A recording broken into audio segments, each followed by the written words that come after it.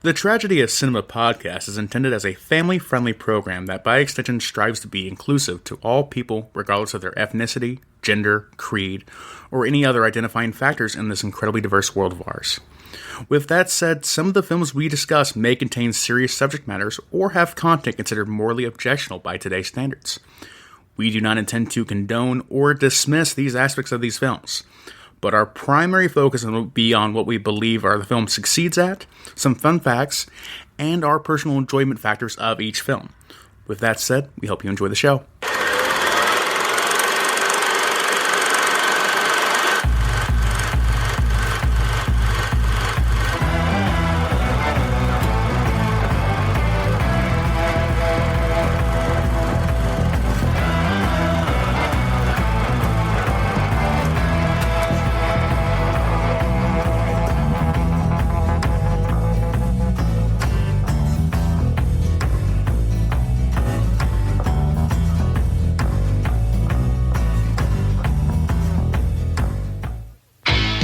Universal Pictures presents everything you always wanted to do in high school with everyone you always wanted to do it with. Hey, bud, let's party.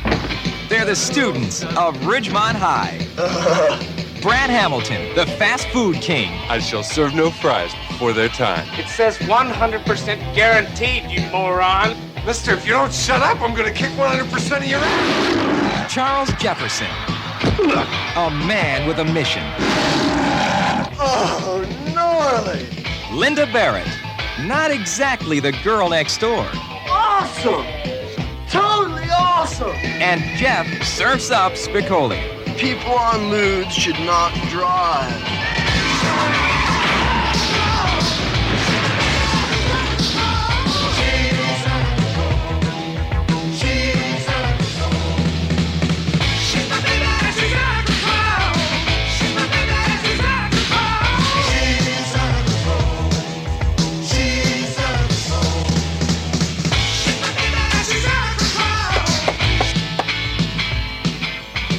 That was my skull. I'm so wasted. See Fast Times at Ridgemont High.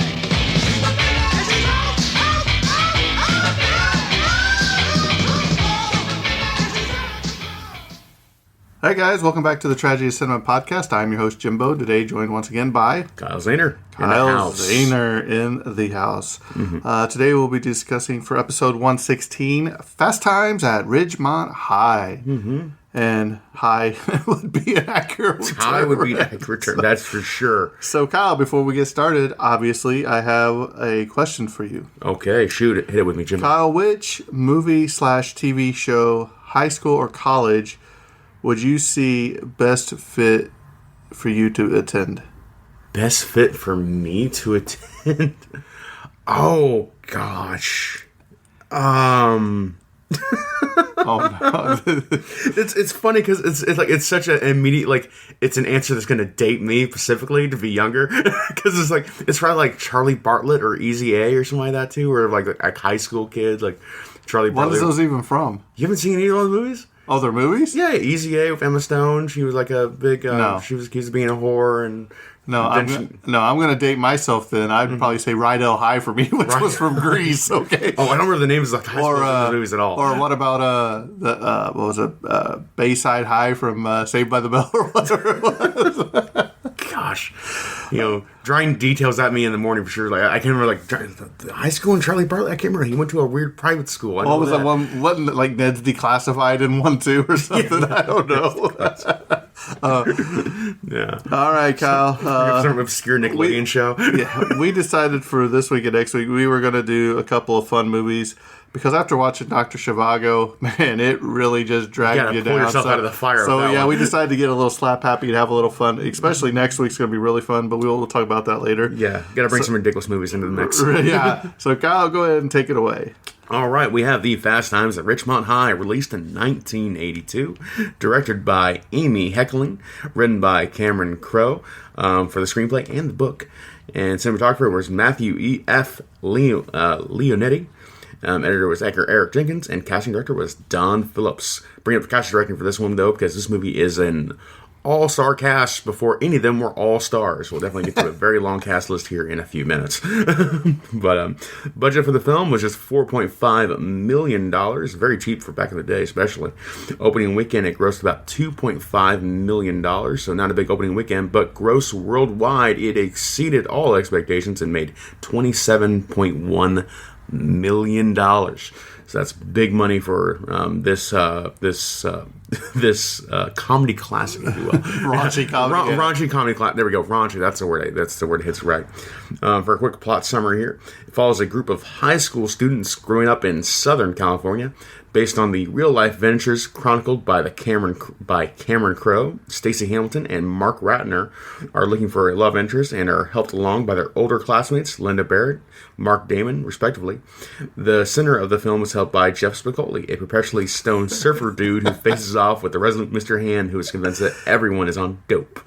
Gnarly, bro. Shred the nar-nar. I don't know. City surfer terms. I heard shred the nar-nar once. And now for the rest of the episode, Kyle will be talking in his surfer voice. It's so good. I would like to see like the cultural analysis of did Jeff Spicoli's character invent all these stereotypes for surfers, or like how much of it was real from the start? I have no idea. But I feel like a lot of like the framework for like when you think of dumb surfer dude, you think of Jeff Spicoli from Fast Times. Moving on here, we have the where did I put the awards at? Was there even any awards? Oh wait, there was one award. Yes, there was one award. Okay, gotta make sure there's only one. That's why we highlight our notes, Kyle. We highlight our notes. Yeah, who's got time to highlight notes when you can just be busy being tired all the time? That's me, not Jimbo. For the awards in 2005, it was added to the National Film Registry Preservation Board. So in 2005, so this is a film that America's like, we're keeping this one. Like, cool. Yeah, awesome stuff there. Awesome. Radical, bro.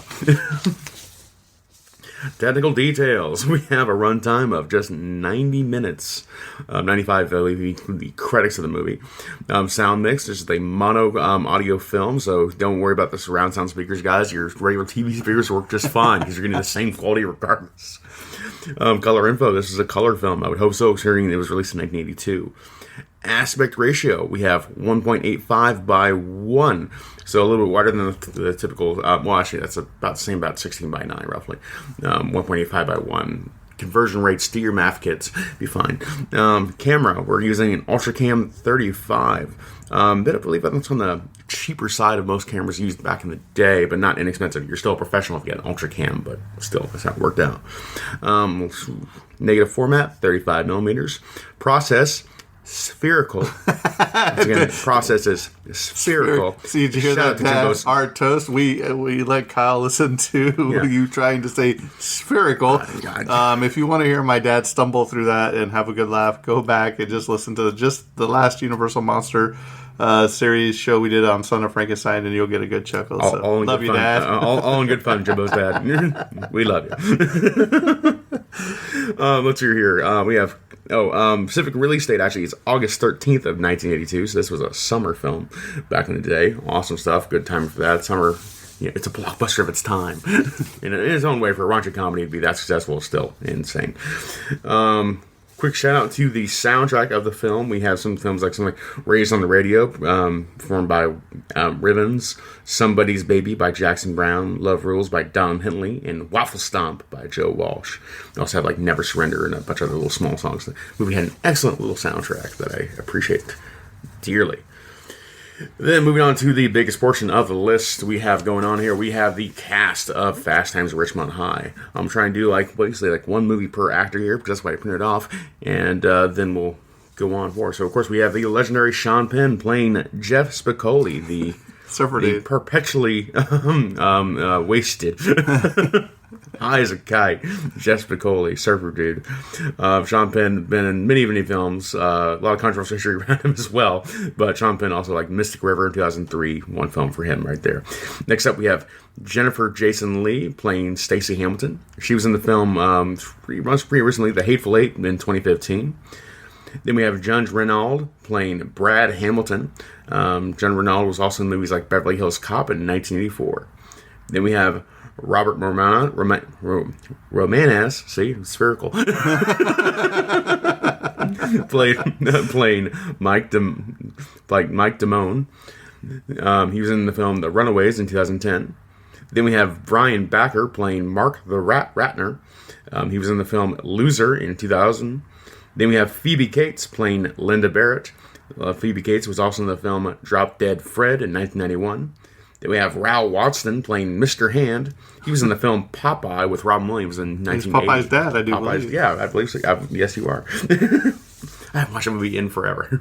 I was a kid when I watched a movie. We need to do that for the podcast. Popeye, we got to add that to the backlog and bring it up a little bit. For sure. I don't think we even added that to a list recently, but like that's a film lost to time. No one watched that movie when it was came a musical, out. you know what I mean? Yeah. So it was terrible. Oh yeah, no. I rightfully so. It got buried, but still, it's worth going back to because like, can you believe this really happened? They made a Popeye movie with Robin Williams. Like on paper, you're like this could work, but like no, it didn't. He looked all right. Yeah, he did. He got the arms. They were like it was so weird. But also, wow, so good. You just know everyone involved really believed in that project right up until they released, and it's like, oh no. There's like a Jar Jar Binks of its era. Next up we have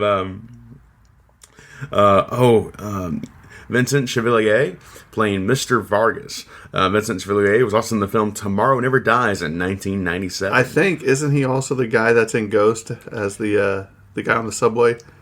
Yes, he is. That's right. He has that incredibly long face. Yeah. I forget. Like he has like long hands and long face, and like he has a very distinctive look. Great teacher in the movie too. Kind of. He's kind of weird. Are you in my class? Today I am.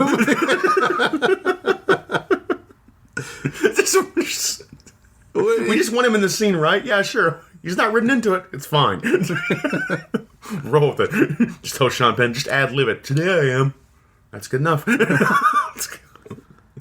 This film had to be a lot of fun to make, I'm sure. Next up, we have Amanda Wise playing the character Lisa. Amanda Wise is also in the film The Id in 2015. The Id? The Id. Or is it the ID? The ID, so id, like id software to make sure it was of Doom. That's why I'm saying the id, because that's why I see id, and I'm like, okay. Or it could be the ID. It could be the name of that movie.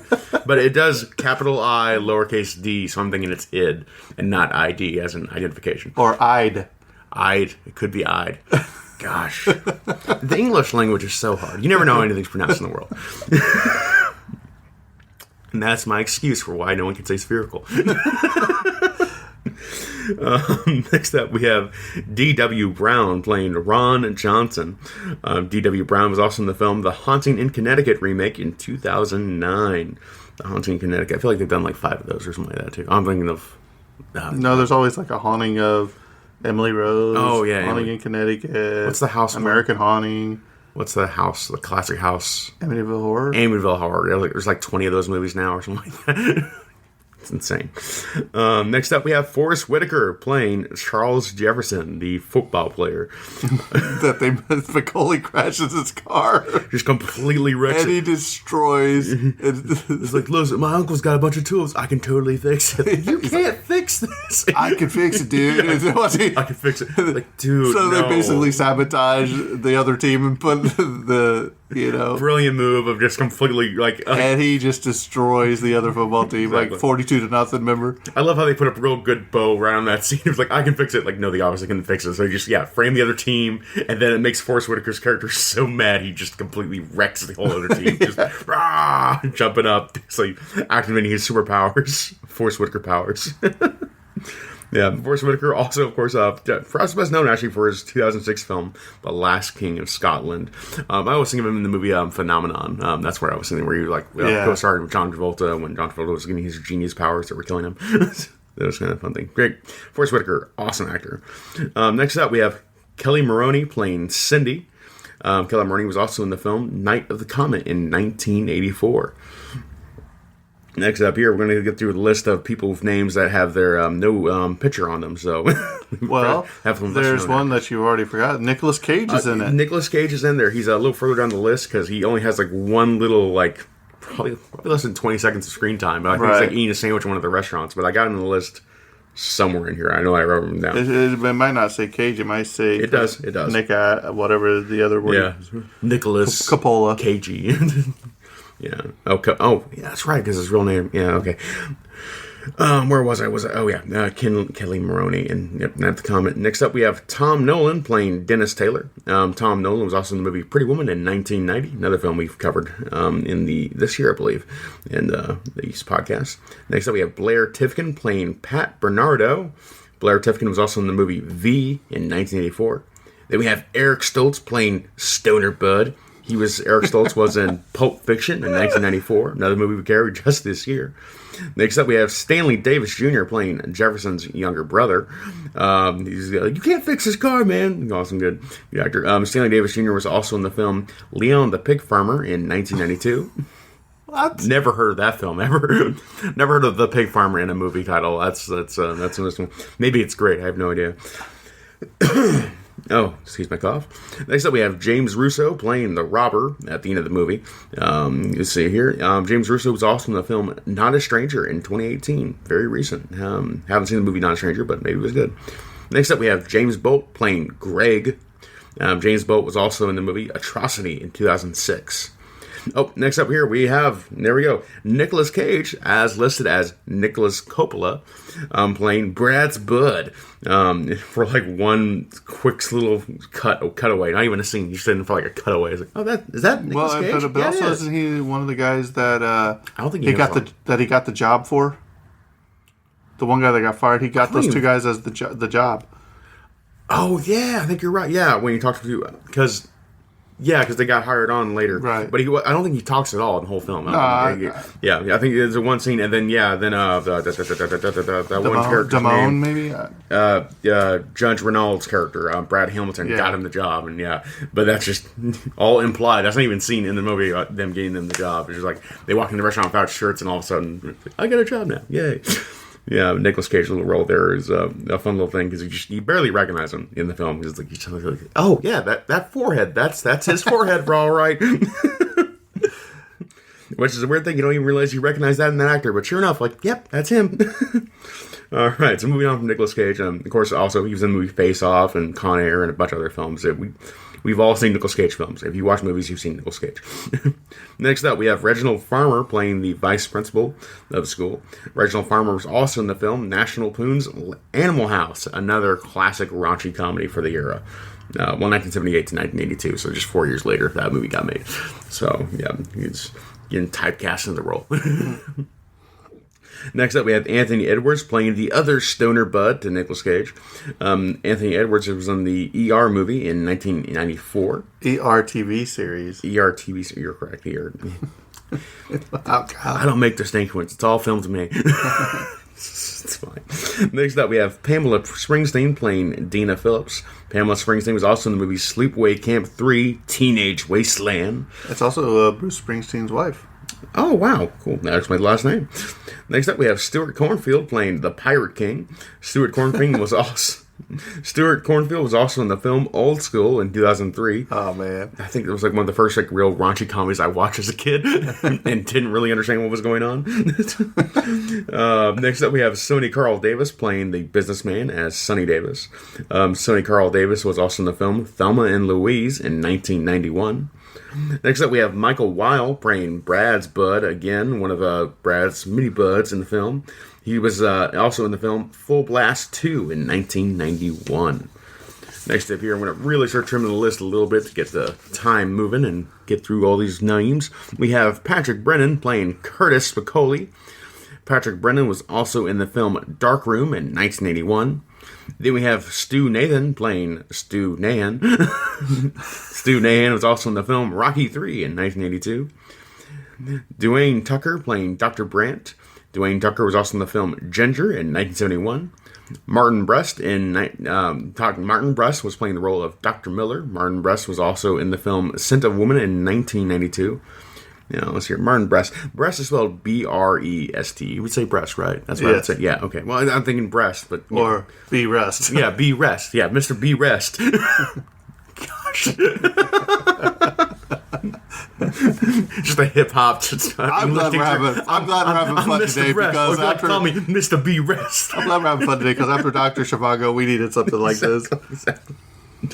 Okay, and I think that is the Mr. B-Rest is the finale for our past list of Fast Times at Ridgemont High, so we're going to leave it up there. There's still a lot more people he could have went through. A lot of people had to X out just because like they're either like the ticket customer or the pizza guy or the beautiful lady you saw in the car. Like that's like they're all roles. Some of them had roles later on too, but I mean it's like.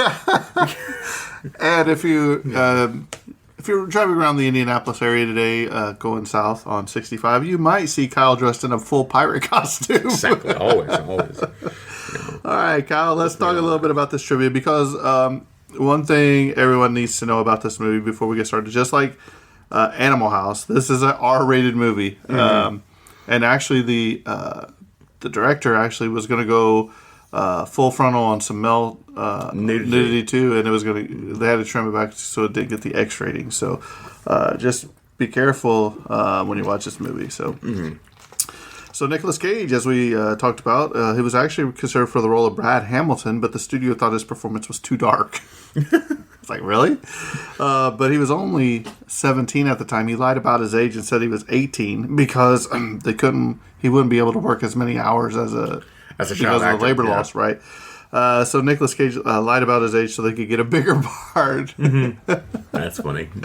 There was several alternate takes of several scenes shot to be used for broadcast television because they couldn't show what the theater showed, right. They said this is also Nicolas Cage's first time he's appeared under Nicolas Coppola for the first and only time until 2022's The Unbearable Weight of Massive Talent. Oh, I didn't even catch that in the current credits because I watched a movie pretty recently too, and I didn't notice that. You don't really pay attention a lot, do you? Never. Thanks for noticing. What'd you ask me? Thanks for noticing that detail, Jim. Cameo, Nancy Wilson, who is the wife of writer Cameron Crowe and Heart band member, appears as the woman in the car beside Brad's laughing at his pirate costume. Yeah. The role of Mr. Hand was originally offered to Fred Gwynne. Do you know who Fred Gwynne was? No, I don't. Tell me about Herman Munster. Herman Munster. He was also in what's the one where the kid get Pet Sematary, where he played the Oh, okay. I do remember in Pet Sematary. I wasn't a big Munsters guy. But he turned it down due to his objections over the tone of the sexual content in the film. Was he original Herman Munster, or was he one of the when they did the movies? He's the original. The original one. Okay, just make sure. The mascot of Ridgemont High is the Wolf, which is the same mascot of Van Nuys High School, where most of the school scenes were shot in Van Nuys, California. How awfully convenient. It's almost like we just saw that and we're like, let's roll with it. Stacy works at Perry's Pizza. Jennifer Jason Leigh actually worked at Perry's Pizza for a month after she got the role of Stacey Hamilton, but before filming began. So it all comes back around. Right. It's like, I know the routine. I know how this whole thing works. Okay, no, this is how you're real doing it wrong. Exactly. The actor knows best kind of moments. I'm like, no, I get that. I did this before. I know a lot of this movie takes place in the. Well, you ain't gotta get all choked up about Sorry. it. A lot of this movie takes place inside of a mall, and I thought it was really cool. You know what I mean? Like the pizza place, she could look out and see the theater, the movie theater. You know what I mean? And it's just really interesting. I love malls. The old malls were really great. Yeah, it's such a lost little part of the world. You know. When Ratner is getting dating advice from Damone in Damone's bedroom, Ratner is wearing a T-shirt for the movie Popeye, which starred Ray Watson, who played Popeye Sr. and then Mr. Hand. So, the mall scenes, as we were just talking about, were filmed at the Sherman Oaks Galleria. It was damaged by an earthquake in 1994, but still stood until 1998. Oh, yeah, 1988. Right, I know. I'm trying to drink some water here and clear it up a little bit. When it was renovated and extensively redesigned by the architectural firm of Gensler for developer Douglas Emmett. Other than the parking structure, nothing recognizable from the 1980s era mall remains, the building having been converted from an enclosed multi-story space to an open, mostly single-story mall. Mm-hmm. It's such a loss, shit. That's just the cultural America thing, like how much we just lost malls altogether because, like, now I cough way too much, and also now we just have Walmart and places like that, or we have Amazon Prime. We don't have like just malls anymore. The kids can go around and be miscreants. Except we got a mall less than a mile from where we're at, or 2 miles. We have a mall, but how many other malls we got? Right. Are you okay? I'm trying. I'm drinking water. I'm trying to clear it up as best I can. My apologies. Seasonal allergies. Just gonna blame it on. But yeah, the next nearest mall is like an hour and a half, like south of that. If you want to go to that mall, so it's like malls are few and far between nowadays. That's sad. Kyle, we have 3 of them here in the Indianapolis area. 4 of them. Jimbo, I'm trying to make a point. If you could just stop stomping it out. Jeez. Mall culture kind of died, Jimbo. Thank you. Sean Penn extinguished a cigarette in the palm of his hand in order to better understand his character, Jeff Spicoli. Well, what has that got to do with anything? I don't know, but... The trick is not to mind the pain. It's like Lawrence of Arabia in The Match. The trick is not to mind the pain. See? Sean Penn. During shooting of the film, Sean Penn got so into character that he only answered as Spicoli. In fact, the door on his dressing room was labeled Spicoli instead of Sean Penn. Mm-hmm.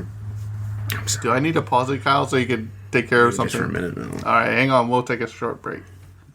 All right, we're back. Kyle finally got rid of his hairball. Back to my coughing but fit. He's getting ready to start coughing again anyway. Exactly. I can already tell this. Give it 2 seconds. I'll start coughing again. It'll be funny. Universal didn't think this film would become a hit. In fact, the studio had thought about not releasing it on the East Coast so that the film would die quickly at the box office. Oh my gosh. This is ranked as number 2 on Entertainment Weekly of 50 best high school movies as of 2006. No, I understand that entirely. Yeah. Sean Penn improvised during his takes and tried to find ways to aggravate actor Ray Watson, who played Mr. Hand, even off camera. He also did things to get genuinely startled reactions from the extras who played his classmates throughout or through unexpected improvisations. Intentionally trying to be a class clown, even for the studio. That's funny. The mall scenes were shot during the night from when the mall closed at 9:30 to when it opened at 9. The 2 kids who Damone scalps the tickets to were under 18, and due to labor laws, couldn't film past certain hours, so they only had a 10-minute window to shoot their scenes. Oh my gosh. Well, works. Like, listen, just do this. I'm like, well, it's good because you give them the awkward scenarios. Like, listen, just say your lines, get it done, so they look awkward in the scene, so it works. It helps the scene. So near the beginning of this movie, right after Mr. Hand sends Spicoli to the front office for being late to class, Mr. Hand passes out class schedules of quizzes. After the paper is passed out, the students put the page up to their noses and deeply inhale. Did you ever do that, Kyle? No. Oh, dude, you don't know what you're missing. This is popular ritual in the 60s, 70s, 80s, as photocopying machines were very expensive, so ditto machines were used. The resulting copies did not get you high, but they smelled so good. So every time you had to freshly, you know what I mean? Mm. You missed out, Kyle. You missed out. I was just never really into it. I have had like ditto copied paper before. I've smelled it before. I've just never really thought it was like something to write home. Like, it's paper. Whatever, Kyle. Millennial. Filming lasted 5 weeks, so this was all shot in 5 weeks. 5 weeks. All right, here we go. Some of the actors who auditioned for roles. Okay. Ralph Macchio. It's for Jeff Spicoli? The Karate Kid. No, it's just who auditioned. Oh, just the I think there's some later on that it'll say who they. Oh yeah, well, the Karate Kid definitely could have been like easily one of the cast members of Matthew Broderick. Oh yeah, they're perfect. Right for the age. Right. Meg Tilly. Meg Tilly. Yep. Michelle Pfeiffer. Mm-hmm. Lori Loughlin. Yep. Elizabeth Shue. Mm-hmm. Kelly Preston. Yeah. Rosanna Arquette. Agreed. Carrie Fisher. No, I'm kidding. Yes. Ali Sheedy. Ali Sheedy. Carrie Fisher. Wow, cool. I would love seeing this film. Okay, go ahead. Ali Sheedy. Mm-hmm. Yes, I approve. And D.B. Sweeney. D.B. Sweeney. Yeah, I can see them all. All perfect for the time. Like, yeah, they could all play a kid. The script caused a controversy because some actual first names of the Claremont High School students were used in Camera Crow scripts. So he actually had kids' names where they were. I was like, wow. Jennifer Jason Leigh's father, Vic Morrow, died in a helicopter accident on the set of The Twilight Zone, the movie, about 3 weeks before the U.S. release of Fast Times. Oh, jeez. Yeah. Sad event there. Yeah. That whole film. Jodie Foster was considered to play Stacy, but was not interested in the role due to her commitment at Yale. Oh, wow. Okay, yeah. Well, I think Jodie Foster made the wrong tree. And we never heard about Jodie Foster again. That would be the thing. He's like, no, I think she was right to go to Yale. Both Brooke Shields and Ellen Barklund reportedly turned down an offer to play Stacy, which is hilarious because at the end of the film, the credit states that Jeff Spicoli rescued Brooke Shields from drowning. In a twist of irony, a girl who resembled Shields named Elise Carey Merrill, who went to high school with Mike Johansson, gave him her telephone number about 10 months after this movie was released, and much to his regret, he never called her. Aww. Johnson also said that Mark Ratner is the character who reminds him of the most of himself when he was in high school. Diane Lane auditioned for the role of Stacy. Oh, Diane Lane was great. Melanie Griffith and Tatum O'Neal were considered for the role of Linda. Justine Bateman was offered the role of Linda but declined and said she preferred to star in the TV series Family Ties, which ran for 7 years. Yeah, so great choice on there. Like, I'm sure she got her money. 7-year show, yeah. We're still getting residuals to this day, I'm sure. Tom Hanks was considered for the role of Brad. 2 years later, he was cast to star in another popular raunchy sex comedy, Bachelor Party, in 1984. I've never seen Bachelor Party, no. It's an excellent film. Well, we might have to cover it. Yeah, it's been a while, but I've seen it. Okay. Ralph Macchio was asked for a role, but he demanded a salary the director couldn't afford. Yeah, that makes sense. Eric Stoltz auditioned for the role of Jeff. Mm-hmm. This is a really weird one. So there's a cameo by Elena Clarkson. Do you know who that was? She played Mr. Vargas's wife. Oh yes. In the high school dance scene. Mm-hmm. Clarkson. Oh yeah, I remember. Was like wow. Clarkson was murdered by music producer Phil Spector on February 2nd, 2003. She is younger than Jennifer Jason Leigh, who plays a student, I guess, in this movie. And it's really weird because there's some at the end of the credit scenes, Phil Spector got credits in the end scene for some sort of music they used or something, and she's in there. So you have the murderer and the murderess victim, yes, the murderess. Jeez, Kyle. Although Ron Johnson is portrayed as much older than Stacy, actor D.W. Brown is actually only 7 months older than Jennifer Jason Leigh. Ray Walton was at that time best known for his role as Uncle Martin in My Favorite Martian. Unfortunately, Watson, like many actors of that era, was typecast in the role and couldn't book serious roles until the decade ended. Walston said that after the release of this film, he'd be walking down the street and young people would see him and shout, "Mr. Hand!" Walston was grateful that as it finally meant that he had torn away from being only associated with playing Uncle Martin. Mm-hmm. So I feel I don't know if that's really gotten better or not. What do you think? Like, do you think actors still get typecast the same way they used to, like 20 or 30, even 40 years ago? Well, I mean, if you see Robert Downey Jr. walking down the street, you're going to say, "Hey, Robert Downey Jr." You're going to say, "Hey, Iron Man." I think there's like Johnny Depp's walking down the street. You're going to say, "Hey, role. Captain Jack." But it's not like everyone's going to cast Robert Downey Jr. as a new millionaire in a tech suit, a billionaire in a tech suit now. It has to be billionaires now. That's a good question. Who would you say is a typecast person these days? That's the thing where I think because getting typecast I think is overall a bad thing for many actors in their careers. So it's like I think actors do a lot to try and avoid that now. But I remember Seth Rogen always I feel like there was I feel like he did it intentionally for himself because he actually leaned into it. But there was a decade where he was the guy he was the main character's best friend who smoked a lot of weed. That's every role Seth Rogen played for a decade of his career. I guess I would say if we're going to typecast, I would say Adam Sandler. Adam Sandler. That's because I don't know if I've really seen him in a serious movie. I haven't seen him. He has the chops to play a serious role, but I guess Click was kind of a serious, but even 50 First Dates, they were kind of more serious roles, but they were still Adam Sandler-ish comedy. Yeah. So I think that's probably one I would say. Mm-hmm. I guess that is the disparity, from comedy to serious. They can't go back and forth. They have to either play a comedy or a serious character moving forward. Yeah, but I think that's overall, it's I don't know. We can maybe make that in a real talk someday. That sounds good. Let's do it. Phoebe Cates was the youngest in the cast at age 18, not including Nicolas Cage, who lied about his age. Linda likes older men. Phoebe Cates would later marry Kevin Kline, who is 15 years older than she is. Okay. According to Amy Heckling, Sean Penn and pals were actually smoking marijuana in the van as they exited for the prom. Not surprising at all. This is Nicolas Cage's first paid role. Okay, here's one, Kyle. Don't laugh. Okay. I guarantee you Kyle was going to laugh at this, but I'm going to see how long it takes him not to laugh. Considered for the role of Spicoli. Wait for it. Christopher Reeve. I'm holding it. I did. It's a brief escape of air, but the mic probably didn't catch it, so they're gonna miss it. That's where we need to maintain the illusion, Jimbo, that I didn't laugh at all. I'm still. Could he have pulled it off? Snapped it, laughing. Yeah, I'm laughing. No, he would have pulled it off gracefully. That's great. I want to see that movie more than anything else now. The Man of Steel. The Man of Steel.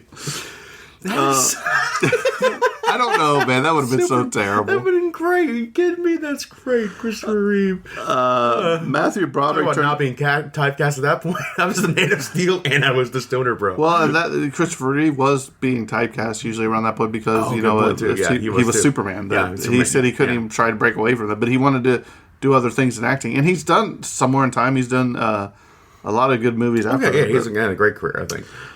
Matthew Broderick turned down the role of Brad Hamilton when his father became terminally ill. There was a short-lived TV series, Fast Times, which was spun off from this movie. I never saw it. Never seen it, and I'm probably going to say it probably wasn't worth watching. The world-famous Fast Times at Ridgemont High Volkswagen bus is now owned by Kyle Zahner. By Robert Skinner, who operates Skinner Classics Volkswagen Restorations in Vacaville, Vacaville, California. Mr. Skinner welcomes visitors to stop by and have their picture taken with the bus. So, Kyle, road trip? I feel like it would have been either him or Nicolas Cage himself would have bought that stuff. No, that's Nicolas Cage's everyday driving car. He drives every day. On the weekends, they share custody of the van. When Stacy meets Ron Johnson at Perry's and asks how old she is, she tells him she's 19. A lie, as the character Stacy was supposed to be 15. However, actress Jennifer Jason Leigh was in reality 19 when the movie was filmed, so... She looks very young. She does, and that's what makes... That was something in the scene where, like, I feel really uncomfortable during this scene. All right, here we go. This is going to be a long one. Most critics liked this movie when it came out. However, the movie is now almost universally held as a classic. But world-renowned critic Roger Ebert. He was going to get it. Slammed the movie, giving it only 1 star and basically dismissing it as a vulgar teen exploration pick, which it is.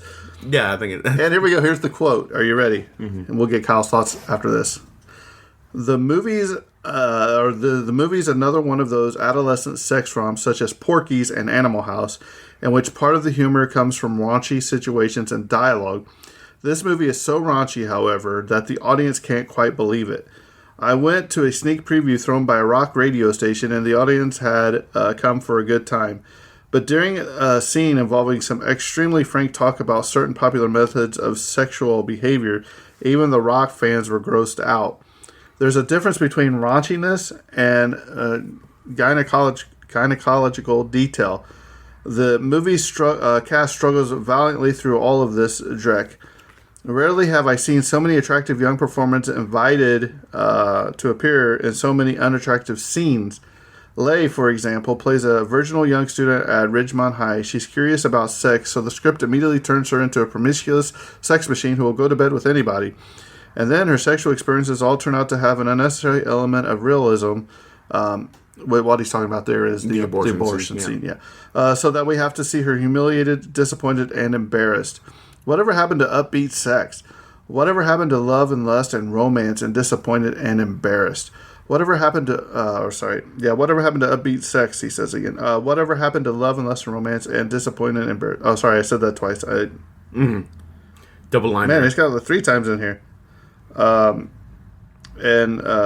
whatever happened to scenes of with good-looking has had a little joy and excitement in life instead of all this grungy, downbeat humiliation. Why does someone as pretty as Leigh have to have her nudity exploited in shots where the only point is to show her ill at ease? Okay. There's a lot there. Yeah, there's a lot to unpack there, which I have to agree with a lot of it. Yeah. I think Roger Ebert is actually probably ahead of his time in many respects there on that kind of take, and I agree with him most rightly.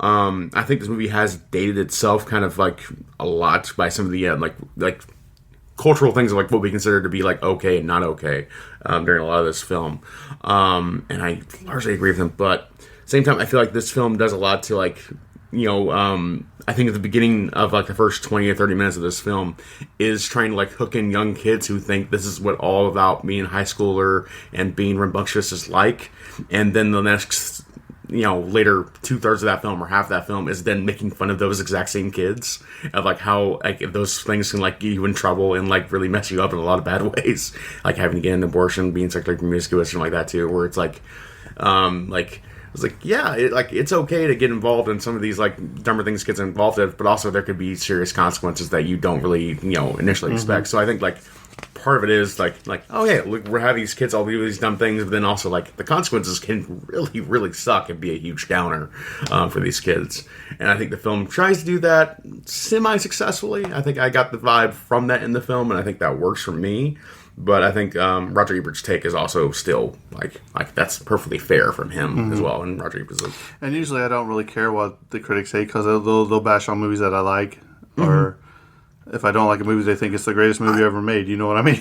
yeah. Well, I always for me, like, I'm always a good reviewer isn't like a reviewer that I agree with. It's a reviewer that I understand. You know, like when I understand exactly what he has a problem with the film, or understand exactly what he means, and like we're not that like tells me if I will enjoy the film. That's a good, a critic in my mind. But so I triply try not to dismiss any critics at all. Like I try to listen to as many critics as I can because like if I can understand what they mean when they say like I don't like it for this or that reason, and I understand why, and I know if I can overcome that, then I can watch the film and enjoy it, or not, then like that's great. So that's what kind of like what I look for, and Roger Ebert usually fits that bill pretty wholeheartedly. So, Rob Lowe wrote it in his autobiography that he sought to audition for the film, but was unable to get a meeting with the filmmakers. So I think he could have fit in there too. Oh yeah. When Brad arrives at All American Burger, he throws the French fries into the garbage can and says, "I shall sell no fries before their time." Do you know what that's referencing, Kyle? No, I do not. This is a reference to a popular television commercial for Paul Mason wine from the late 70s and early 80s starring Orson Welles, where at the end of the commercial, Orson says, "We shall serve no wine before it's time." Before it's time. So, quoting Orson Welles in the Fast Times film. That's great. I like that. Sean Penn gave numerous takes for his "oh gnarly" line at the organ removal scene using different expressions, and Universal threw out the footage in 1985. Oh, that's terrible. Yeah. You want all those quotes, Sean Penn. Vans, the shoes worn by Sean Penn's character surfer Jeff Spicoli and were featured on the cover of the Fast Times soundtrack. Vans sold millions of the checkerboard model worn by Penn. They had no idea the film would be such a boon for the company, Steve Van Dorn said. A lot of movie doing everywhere. Like it gave it like a cultural zeitgeist of the film. Like even if you didn't watch the film, there's an influence for it everywhere now, in a weird way. According to Amy Heckelberg, Phoebe Cates was initially reluctant to carry out her character's poolside topless scene at the house in West Beverly Hills because she thought the neighbors might be spying on the set from the surrounding rooftops. Heckling joked with her that, "Hey, millions of people are going to see you naked when the film comes out, so a couple of neighbors see you shouldn't be a big deal." On the first day of class, Mr. Hand says to Stacey Hamilton, Jennifer Jason Leigh, "You wouldn't want me coming to your house on your time to discuss American history." Later in the movie, he does precisely that. He goes to Jeff Spicoli's house to discuss American history. I like when Spicoli's trying to tell him about, the treaty or whatever. He goes, "Well, like, Washington dude, basically, Oh, Kyle's writing something down. Right, that's right. That writing something down so it wouldn't cover in the audio, so I wouldn't have to say it. All right, here you go, Kyle. Amy Heckelberg stated that she got Phoebe Cates to overcome her fear of doing the topless scene by assuring the actress it would only be for a few seconds and thus wouldn't allow much people time to stare.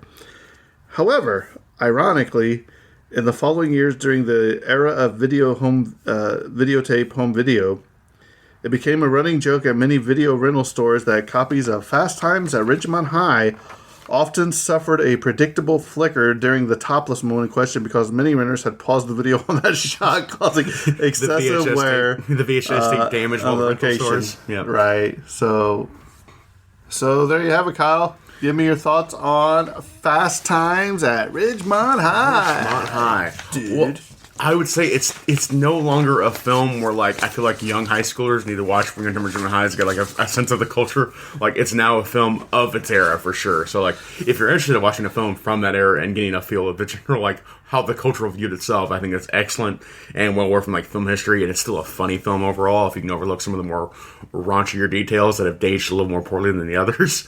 But overall, I think it's an enjoyable film that's worth watching for adult audiences, especially for, R-rated, like, if you're in your mid-20s to 30s, like, this is a film you'll probably enjoy and find something kind of meaningful and fun to watch out of.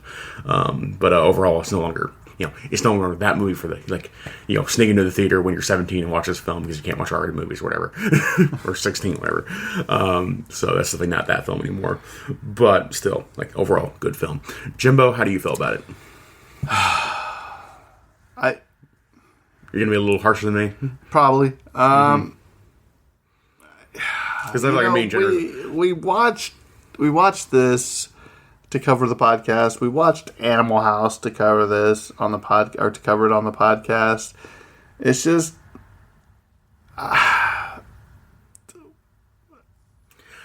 the word I'm trying to, I don't know. It's just very, is that really how high school was? No. I feel like it's how they wanted it to be in their mind, like for how high schoolers wanted like to see themselves in high school. That's how they wanted to see themselves. Right. But no, it's not reflective of reality at all. Realities are a lot more boring.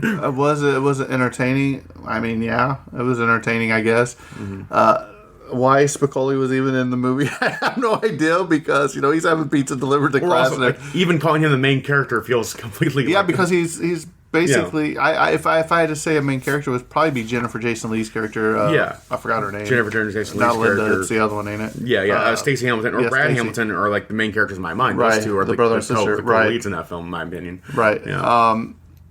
Because I think it's more of her journey than it is about Spicoli. Yeah. And the most human of the character, the most developed of the characters, easily, because every other character has like kind of like a one note kind of part about them. Right. Did I like it? Mm-hmm. If I was gonna rate this on a scale of 1 to 5, maybe a 2, maybe 2.5. Yeah. It was just okay to me. You know what I mean? And I guess maybe because it's dated, and I haven't seen it in a long time, and. It's just a lot of raunchy sex stuff in it. It's raunchy, and now raunchy in the 80s is now gross now in a lot of ways. Like for this film specifically, like the first half hour of this movie for me is almost insufferable. Like I felt kind of like grossed out because at this point, the guy who had sex with Stacy, like when he said Stacy's line, she's only 15 in the movie, and like the guy's 26 or 29. Yeah, that's really gross. Yeah, to me. She sneaks out of her parents' house. There's no part of me where I overlooked that. Like that's like the same song where like she's only 17. You know what I mean? Like that's not don't do that. You're an adult, right? And that's gross to me. That makes me uncomfortable, and everything about that really got me the wrong way. And like the first half hour, like I had to like stop, like I don't want to watch this right now, and I had to come back and like force myself to get through that first half hour, and then like everything else makes fun of how like immature that was, where I felt like the film redeemed itself in my mind to be a little bit more approachable. Right. But, and that's why I gave it the extra half, the 2.5 stars. That's what I mean. Yeah, but that extra half star at the end where it's like it's decent. Did it have some funny moments in it? Sure. Mm-hmm. A lot of famous actors and actresses in it. Yeah. Phoebe Cates was beautiful. Yeah. Jennifer Jason Leigh was beautiful. You know what I mean? But I like the fact that you had the scalper guy. Mm-hmm. Or you even had where the one guy wanted to take Stacy out or whatever, and he forgot his wallet at home. He had to call calls the guy up. He's like, "Hey, I need you to bring my wallet." He's like, "Dude, I'm kind of busy here." And he's watching a rerun of Leave It to Beaver on TV. You know what I mean? So, it's probably a movie I won't watch very many more times, just because once you've seen it, it's stuck with you. You know what I mean? Yeah. But it is what it is. So a lot of people growing up, that was the go-to movie to watch. You know what I mean? So I can see why everyone was so infatuated with it when it came out, for sure. I can see why. But it's like it's not that time anymore, though. It really isn't. It's time to shine is gone. So Kyle, the next movie we're going to be doing next week is Do you think this one was bad? This is a bad in a different way. We went to Dracula Dead and Loving It from 1995, the great Mel Brooks comedy spoofing Bram Stoker's Dracula, which we thought would be funny since we just watched and covered Bram Stoker's Dracula. So we got some stuff to say about it next week. So thanks for listening. If you want to follow us on the social media, we are the Tragedy of Cinema Podcast group on Facebook. Twitter. Kyle almost has a TikTok ready, I heard. TikTok ready. Always had TikTok ready. You're going to surprise me one of these days and be like, hey, I did Actually. Actually, I did have one. Yeah. I had done some TikTok research. If you want to leave us a review on iTunes or wherever you listen, that's fine too. I'll read them on the air. Good, bad, and ugly. Good, bad, in between, ugly. Yeah. Good, bad, and Kyle. That's what we like to Yeah. Like, this person just wrote hate crimes on here. We can't read these. Jimbo. I insist. No. But yeah, we're working on some stuff. Also, tomorrow, the Twilight Zone series Season 2 kicks off with ADZ and me. So those will be coming out on Thursday. So it'll be Twilight Zone Thursdays. And then Tuesdays should be releasing the Universal Monster series. We already released one yesterday, The Son of Frankenstein. And then the next week will be Frankenstein Meets the Wolfman. So my dad came along to help us with those this year, so he's having a good time, even though he can't pronounce some of the names. Spherical. He's just a good time and have fun, so if you want to chuckle, listen to those too. Always a treat. So, well, with that being said, I think this episode's coming to a close, and that's a wrap. All right, and cut.